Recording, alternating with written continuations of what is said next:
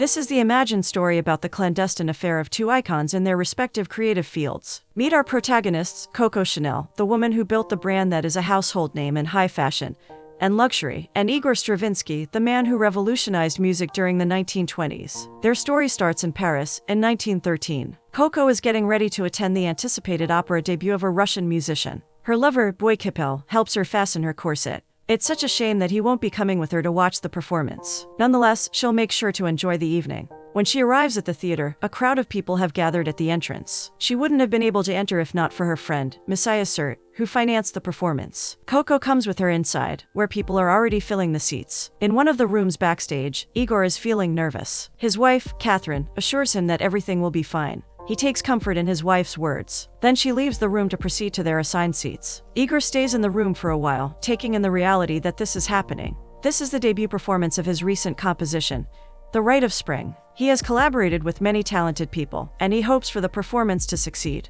Eventually, he comes out of the room. He meets his conductor, Pierre, then the director and the choreographer, Vaslav and Peter respectively. Vaslav is demanding one of the dancers to put more life into her moves, while Peter tries to calm him down. Sergei Diaghilev, the producer of the show, is peeking through the curtains. He can see the seats quickly filling up. Everyone is finding their places in the audience while the orchestra tests their instruments. Soon, everyone settles. Pierre comes out to a polite applause. Then the show begins. It starts with a slow, melodious tone that immediately captures the audience's attention. The music then starts to gain more power as the curtains open, showing the performers in their unusual costumes. The rhythm and the beat suddenly changes, confusing everyone in the hall. Soon, some people are making sounds of either puzzlement or disappointment. A few have decided to leave, thinking that it's not worth their time to finish the show. As the music keeps changing and the performers dance, many others start showing disrespect. One even shouts that Igor should go back to Russia. Others are trying to appreciate the performance, while most are positively rioting over their modern take on opera. Only one seems to be enjoying the show, Coco. Indeed, this is something not everyone is used to. But she can see the consistency behind the experimental changes in the music, and she appreciates the modernity being presented in the show. The performance ends with many of the audience in a so-called near-riot attitude. Despite some people giving them applause, most are not ready for this kind of modernistic performance. Back in that same room, Igor, Catherine, Diaghilev, Pyotr, and Vaslav are all stunned at the audience reception. Igor tries to blame Vaslav for the lacking choreography, but the latter stands by his creative decision. He gets out of the room, oblivious that Messiah, Coco, and others are just outside. Coco gets a first glimpse of Igor. Diaghilev convinces Igor that his work is a masterpiece, that it will pave the way for a new language of music. His faith in his composer is admirable. After a few years, World War I starts. And in 1917, the Russian Revolution shakes the country, leaving its citizens in poverty, and most fleeing to other countries. In 1920, Igor and his family have chosen to go back to Paris, where he still has contact with many of his friends. He has become poor due to a lack of opportunities for musicians. He is hoping he can find more in the city. In addition to his troubles, Catherine is suffering from a respiratory affliction, which requires her to have immediate medical attention when needed. One night, Igor attends a party where he meets with Diaghilev. Most of the attendees are from the upper class of society. One of the significant guests is Coco Chanel. In the 7 years since the debut of Igor's The Rite of Spring, Coco has built her business, a name in fashion and luxury. There's no question about this, as she herself is the embodiment of simple yet sophisticated styling that her fashion house advertises. Everyone looks around when she walks into the room. At that time, she is mourning the passing of her lover, Boy Capel, and yet she exudes elegance wearing her black dress. Diaghilev introduces Coco to Igor. It is an instant attraction between the two, and this marks the beginning of their publicly discreet love affair. The next day, Igor meets with her at a museum. He only intends to make friends with her, but he is surprised when she offers him and his family residence in her villa just outside Paris. She is direct in saying that she's a fan of his work, and she's doing this as a favor for him, being one of her favorite musicians. Igor initially declines, but after coming home and seeing the poor state of his family, he accepts Coco's offer. Bringing with him his wife and their 4 children, Igor leads them to the estate, where Coco is already waiting for them.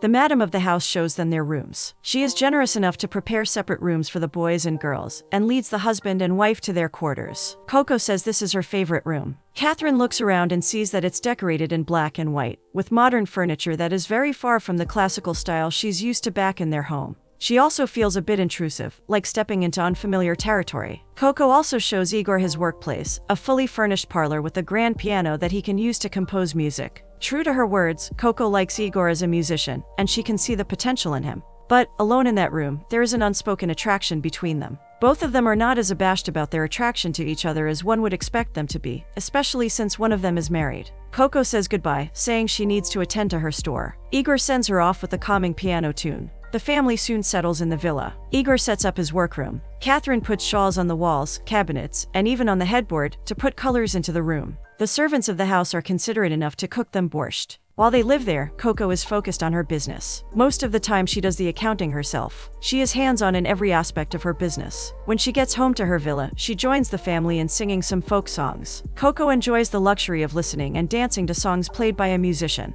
With the children, she dances to the rhythm of Igor's playing. Soon she becomes dizzy, and everyone gets worried about her. Igor passes her a glass of water. In those few seconds, he and Coco exchange glances that many won't think about too much, except for Catherine. Perhaps she's reading the situation excessively, or simply tired. Unfortunately for the children, she decides that that's enough entertainment for the night. Later she tries to romance her husband, but Igor is clear that he wants to sleep. Days pass without any significant events. Igor continues working on his piece. He has decided to rewrite The Rite of Spring, thinking that the first version may not be enough. Coco usually stays in her room, but she does think about the musician downstairs, and the electric feeling she has for him. One day, she visits Catherine in her room. She finds her hunched over the bed table, revising some notes on the music sheets. Due to her affliction, Catherine chooses to stay inside. However, she makes sure to help her husband in his composition. From their conversation, we find out that Catherine is Igor's primary critique. She serves as his advisor to his music, and she copies his music scores for review. We also find out that she and Igor used to be childhood sweethearts. Catherine says it was all good and romantic before, but when they got married and had children, things were never the same. Coco has a slight smirk on her face. Perhaps she doesn't share the same opinion of settling down and taking care of children as she grows old. Coco continues to look around until she finds a Raubechka from inside the closet. It's a white dress with black patterns, so she naturally likes it. Catherine says she can have it. As mentioned earlier, Coco is hands-on with her business. She is meticulous about every aspect, from the perfumes used by her sales attendants to the way they style themselves. It's all part of her branding, therefore she can't afford to let one mishap ruin her reputation. She is also very stingy when it comes to raising the workers' salary. She may be generous to other people, but as a businesswoman, she keeps a tight hold on her hard-earned money. Back in the villa, when Coco is not around, Igor stalks around her room. Just like its owner, the room exudes luxury and elegance in a modernistic approach. He touches one of her robes, and he feels like touching the person herself. He is certainly drawn to Coco's allure, and most of the time, he's forgetting that he's a married man. One day, Coco visits Igor in his workroom. One of the buttons on his vest is loose, so naturally, she takes charge of fixing it.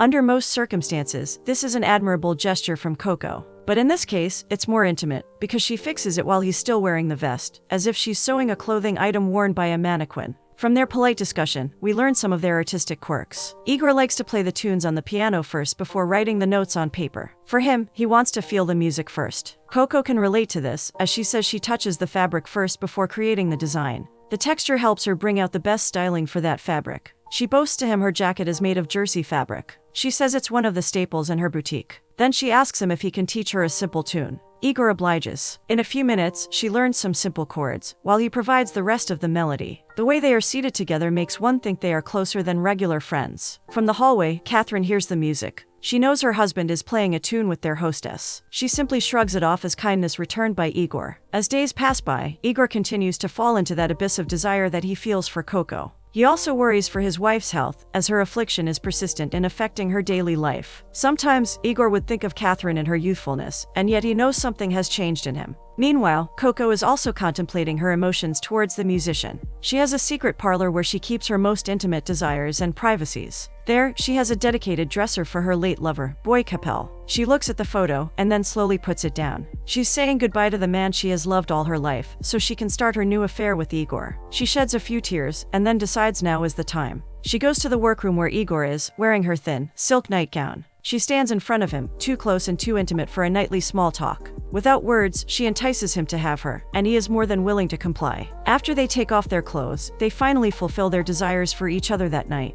Since their tryst, Igor has never been the same. There is a renewed vigor in his music, and ideas seem to come easily to him. He can finally feel that certain emotion in his music that has been evading him for so long. As for Coco, nothing much has changed. She's still the cunning and ambitious businesswoman who is now thinking of expanding her business venture. In the next scene, we see her talking to her friend Messiah about her new idea. She wants to create a perfume line that is different from the rest. She adds she has found her perfumer to create that modern, daring blend of fragrance she's after. Messiah teases her about the name of the perfume, creating innuendos that imply she knows about Coco's affair with Igor. Coco smirks and simply says she'll call it Chanel. When she comes home to the villa, she hears Igor playing the piano. She decides to visit him to have another intimate moment. Igor's playing can actually be heard around the house. So when the music abruptly stops, Catherine becomes curious and suspicious. When it happens, she knows that Coco has finally arrived. Coco and Igor continue to see each other, even within the house. The children, who have no idea about their father's infidelity, innocently roam around. Coco and Igor think they are safe since they are inside Coco's boudoir, where they can freely pleasure each other as long as they keep quiet. There, she informs him that she'll be going to Grasse for a few days for a business venture. She even invites him to come with her. But he refuses, saying he needs to focus on his music. That night during dinner, Coco tells everyone about her upcoming business trip, keeping it cool and civil. Expectedly, everyone around the table is curious and asking questions, except for Igor. Catherine finds this unnatural. Why won't he ask the expected questions? Unless he already knows. This is something she's been dreading, ever since she felt that first off feeling about the two. But perhaps she's too naive about how deep the relationship has been going. One can only give credit to Coco and Igor for being discreet in front of the family, and to Catherine for her sharp intuition.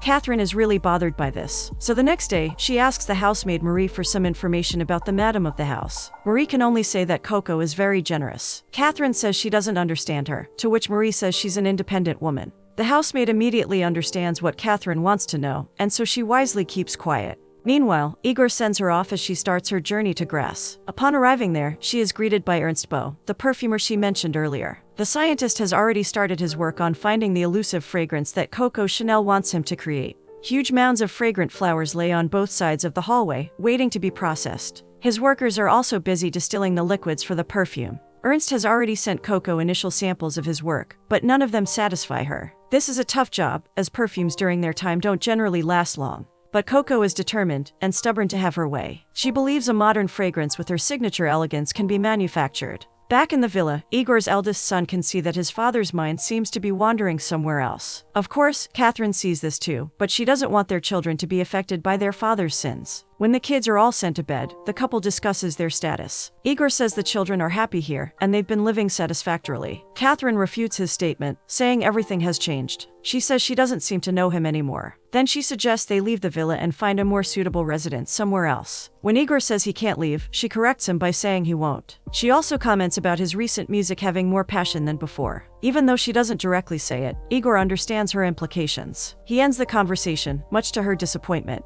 In Grasse, Ernst is working hard to create that perfect perfume for Coco. She is a client that demands only the best from him. As for Coco, she can see that the perfumer is almost there in achieving what she wants, but isn't quite there yet. Most of the samples he's given her all smelled like flowers. Coco doesn't want her perfume to smell like roses, she wants it to smell like a woman. The thing is, what she wants is considered avant-garde, something that hasn't been done before. But after a few days, she finally finds what she's looking for. In the garden, Ernst gives 2 of his best works. He reminds her to pick only one. Ultimately, Coco chooses number 5. After her business is done, she returns home to the villa. There, she and Igor have another tryst in the shed. In the middle of making love, he asks her if they can spend a night alone. Coco considers this idea for later. In the next scene, we see Marie entering Catherine's room, bringing with her a gift from Coco to Ludmilla, their eldest daughter. Feeling awkward, Catherine accepts the gift. When the maid leaves, she opens the box to find an elegant white dress adorned with a black tie. This clothing is reminiscent of Coco, whom she doesn't know what to think of. Regardless, she gives the dress to her eldest daughter. A few days after, during an afternoon picnic, Coco joins the family as they enjoy the good weather. She gives Catherine a round box containing her new perfume, Chanel No. 5. Catherine is quite confused. She chooses to be civil and thanks her for the gift. However, she can't help but confront the woman who is slowly taking her husband away from her. Aside from the gift, she also thanks Coco for providing a distraction for her husband. She says that Igor can sometimes get caught up in his work and doesn't notice it.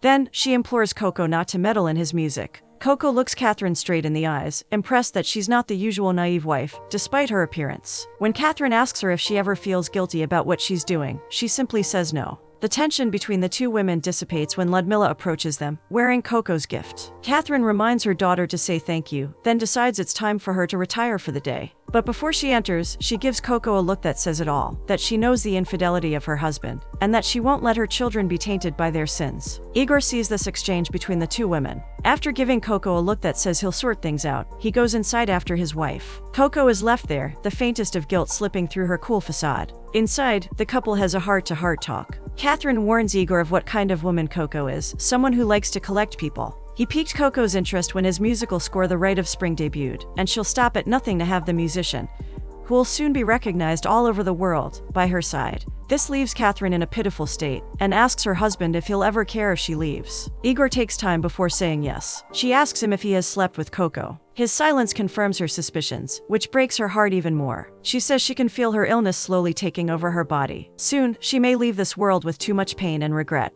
It seems like Igor has finally realized the gravity of the sin he committed. He hugs Catherine, trying to comfort her, even for a while. But later that night, he stays with Coco and makes love with her. After the act, he seems to be distracted. Coco starts the conversation by saying she wants to spend one night with him. Igor says he wants to, but she can see the hesitation in him. She scoffs, saying it's useless to worry for Catherine at this point. Then she goes directly to the point. She's tired of hiding, and there's no sense in keeping their affair quiet any longer. She also points out that two women don't make a man. She's more powerful and more successful, implying that she can give Igor the fame he is seeking. They can be equal. However, Igor insults her by saying he's an artist, and she's just a shopkeeper. Coco is genuinely taken aback. She orders him to get out of her room. Coco will not allow herself to be just a lowly mistress. She'll prove that she has the power and that she can do anything that her heart desires. So the next day, she goes to Sergei Diaghilev and tells him she is more than willing to finance the reshowing of The Rite of Spring for the whole season. She tells Diaghilev she likes the musical, and her heart desires to see it appreciated by others too.